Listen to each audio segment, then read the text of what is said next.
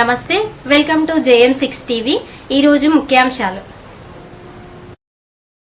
40 ఏళ్ళ నుంచి చూస్తా ఉన్న విద్యలో సమూలమైన మార్పు రావాలని కేంద్ర రాష్ట్ర ప్రభుత్వాలు చాలా తపన పడతా ఉన్నాయి. ముఖ్యంగా ఇంట్లో కార్పొరేట్ విద్య, ప్రభుత్వ విద్య, బడ్జెట్ స్కూల్స్ అంటే మాలాంటి స్కూల్స్ విద్య 3-4 రకాలు ఉన్నాయి. కొన్ని రెసిడెన్షియల్ స్కూల్స్ విద్య. ముఖ్యంగా ఈరోజు తల్లిదండ్రులు పడుతున్న తపన విద్యార్థుల్లో చాలా ముందు వరుసలో తీసుకెళ్ళడానికి కోసం పడుతున్న తపన పాఠశాలలు. సో ఇద్దరు చాలా అవసరం.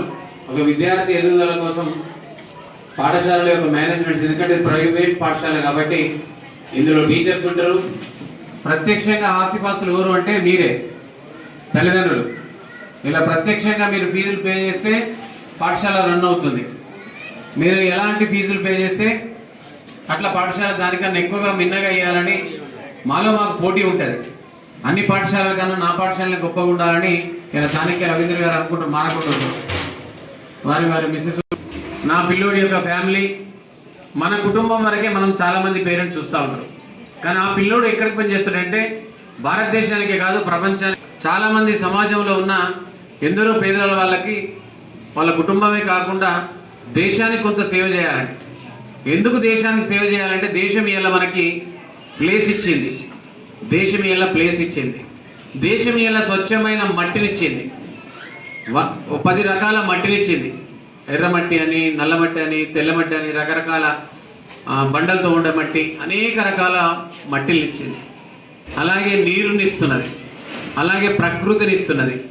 మరి ఇంత చక్కగా దేశం మనకి, మన భారతదేశం, మన భారతీయుడైనటువంటి మనకు అన్ని కులాలు, అన్ని మతాలు కలిసి ఉండాల్సిన అవసరం ఉన్నదనేది నేర్పించాల్సిన బాధ్యత తల్లిదండ్రులకు ఉన్నది, పాఠశాలకు ఉన్నది.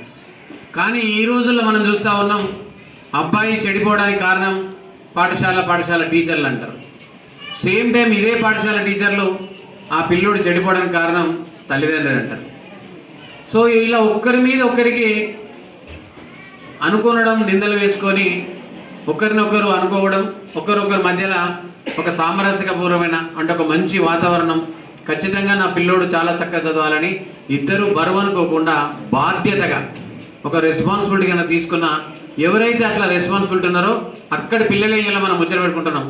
పలానా వాడలో ఒక ఆయన ఇంజనీర్ అయ్యిండు, ఒక ఆయన డాక్టర్ అయ్యిండు, లేకపోతే ఒక ఆయన లాయర్ అయ్యిండు, ఒక ఆయన సామాజిక స్పృహ కలిగినటువంటి వ్యక్తి అయ్యిండు, ఒక తల్లిదండ్రులు మెచ్చుకునే విధంగా తయారయ్యిండు అని మనం పేపర్లో చూస్తూ ఉంటాం. మనం వాడలలో, పట్టణాలలో, ఊర్లలో చూస్తూ ఉంటాం, నగరాల్లో చూస్తూ ఉంటాం.